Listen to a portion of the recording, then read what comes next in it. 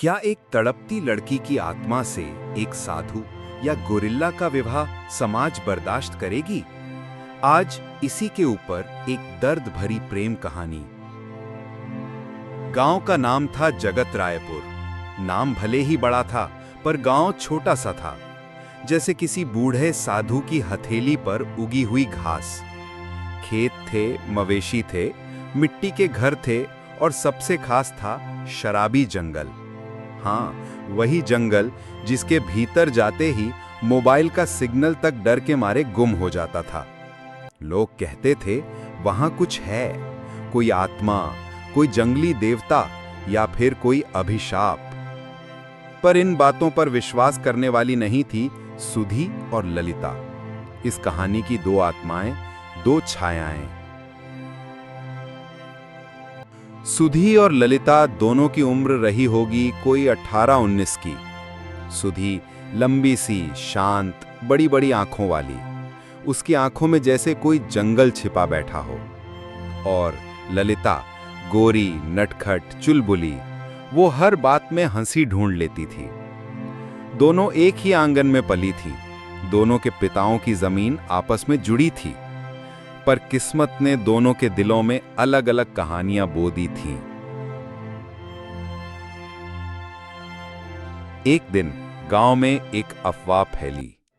शराबी जंगल में किसी ने किसी भारी जानवर को देखा है, इंसान जैसा, पर इंसान नहीं। लोग डर के मारे खेत छोड़ आए, पर सुधी जाने क्यों उस जंगल की तरफ खींचने लगी। ललिता ने रोका, पगली है क्या? उधर कौन जाता है? वहां तो भूत भी नहीं जाते। पर सुधी मुस्कुराई, मुझे डर नहीं लगता, मुझे बुलावा सा लगता है वहां से। और वो चली गई।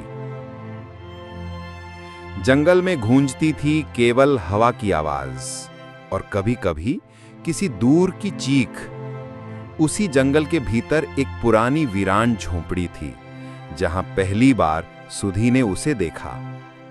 बड़ा था, बहुत बड़ा, काले बालों से ढका शरीर, लाल आंखें, लंबी बाहें।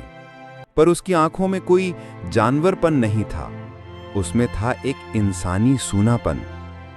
सुधी एक पल को डरी, फिर रुक गई।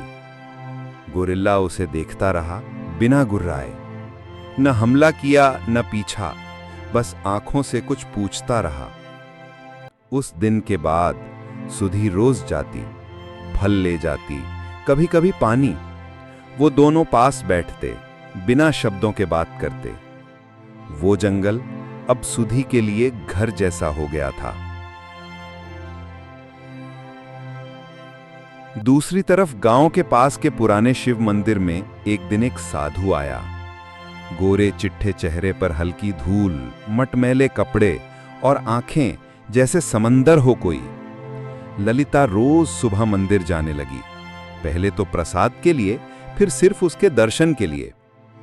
वो साधु ज्यादा कुछ नहीं बोलता था, पर ललिता उससे बात करती रही, अपने सपने, अपने डर, अपनी हंसी। एक दिन उसने पूछ लिया, गुरुजी, क्या साधु को भी प्रेम हो सकता है? साधु ने धीमी आवाज में कहा, प्रेम बांधता है और मैं बहता हूं। पर ललिता के दिल ने एक नदी की राह पकड़ ली थी, जो बस उसी साधु के किनारों से टकराती रहती थी। सुधी की मां को अब चिंता होने लगी। कहां जाती है रोज जंगल में, किससे मिलती है, और पेट भी फूल रहा है उसका।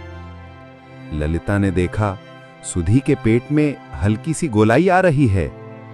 सुधी, ये क्या है? वो मेरा है। किसका? उसे जिसे तुम जानवर समझती हो।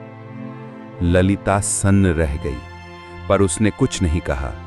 उसने अपनी सहेली को गले लगा लिया। गांव वालों को पता चला तो पंचायत बैठ गई। ये पाप है, जानवर से संतान, ये गांव की लाज मिटा देगी। गांव वाले लाठी, कुल्हाड़ी और आग लिए जंगल की ओर निकल पड़े। सुधी भागी, चिल्लाई, वो जानवर नहीं है, वो मेरा प्यार है। पर किसने सुनी? गोरिल्ला पेड़ के नीचे बैठा था, जैसे जानता हो आज अंत है। गांव वालों ने उसे घेरा, मारा, फाड़ डाला। सुधी भागी, पर पहुंचने से पहले ही उसकी दुनिया उजड़ चुकी थी। उधर ललिता के माता पिता ने उसका रिश्ता तय कर दिया। साधु बाबा, हंसी मत कर बेटी, तेरे लिए हम अच्छे घर के लड़के लाए हैं। सुधी और ललिता ने विरोध के किया। पास बैठी थी। मैं किसी और से प्रेम सुधी की करती गोद हूँ। में उसका आधा इंसान आधा जानवर बच्चा सोया था। ललिता के गले में मंगलसूत्र था, पर उसकी आंखें खाली थी। सुधी बोली, तूने जो चाहा वो तुझे मिला नहीं। ललिता बोली, तूने जो चाहा उसे दुनिया ने मिटा दिया। दोनों ने एक दूसरे का हाथ थामा और बस चुप हो गए। कभी कभी प्रेम किसी मंदिर में जलता दिया होता है, जिसे न पूजा जाता है न बुझाया जाता है, बस जलता रहता है अकेले। प्रेम अगर आसान होता तो इंसान जानवर से और साधु स्त्री से प्रेम न करता। शायद प्रेम वो आग है जो जहां जलती है वहां राख जरूर छोड़ जाती है। शादी के बाद कुछ हफ्तों की खामोशी में एक रात अमावस की चुप्पी में दोनों सहेलियां फिर एक बार मिली। बाहर खेतों में धीमी हवा चल रही थी, धरती भी जैसे रो रही थी, और चांद उस रात गांव से लापता था। सुधी अपने झोंपड़े के बाहर बैठी थी, गोद में बच्चा सोया था। उसके चेहरे पर अब कोई सवाल नहीं था, बस एक लंबी थकावट और गहरी तृप्ति। ललिता आई, चुपचाप। सिंदूर भरा था पर चेहरा बुझा था। दोनों ने एक दूसरे को देखा। ललिता बोली, मैं सोचती हूं क्या अगर हम गांव के नहीं होते तो क्या हमारे प्रेम को इज्जत मिलती। सुधी बोली, अगर हम इंसानों की दुनिया में नहीं होते तो शायद हमारी मोहब्बतें जिंदा होती। सुधी ने अपने बच्चे को उठाया। बच्चा जागा और ललिता की ओर देखा। उसकी आंखें इंसानों जैसी थीं, लेकिन गहराई वो किसी और लोक की थी। ललिता ने आंखें नम करते हुए कहा, यह बच्चा आधा इंसान है, आधा कुछ और, पर मुझे लगता है यह हम सब से ज्यादा सच्चा है। सुधी हंसी, पर वो हंसी हंसी नहीं थी, वो टूटे हुए सपनों का गीत थी। ललिता जमीन पर बैठ गई और बोली, तू जानवर से प्यार कर बैठी और मैं साधु से। हमने जहां भी दिल लगाया वहां दुनिया की हदें पार करनी पड़ी। सुधी, और दुनिया ने हमें सजा दी, बिना अदालत, बिना सुनवाई के। दोनों के बीच एक लंबा सन्नाटा पसर गया, सिर्फ झींगुर की आवाजें और धुएं में डूबता हुआ गांव। ललिता ने पूछा, अगर तू फिर से जन्म लेती तो क्या फिर उस गोरिल्ला को चाहती।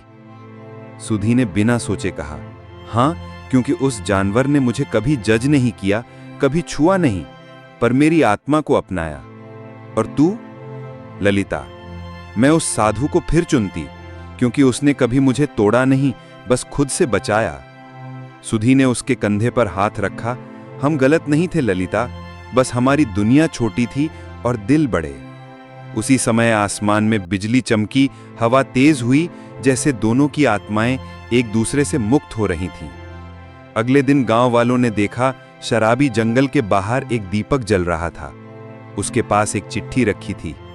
हम प्रेमी नहीं थे, हम वही थे जिनसे दुनिया डरती है, सच्चे, सरल और खुले। हमने समाज को नहीं बदला, पर हमने खुद को टूटने नहीं दिया। यही हमारी जीत थी। जब प्रेम को समाज समझ नहीं पाता तो वो उसे मिटा देता है, पर प्रेम वो मिटता नहीं, वो बदलता है।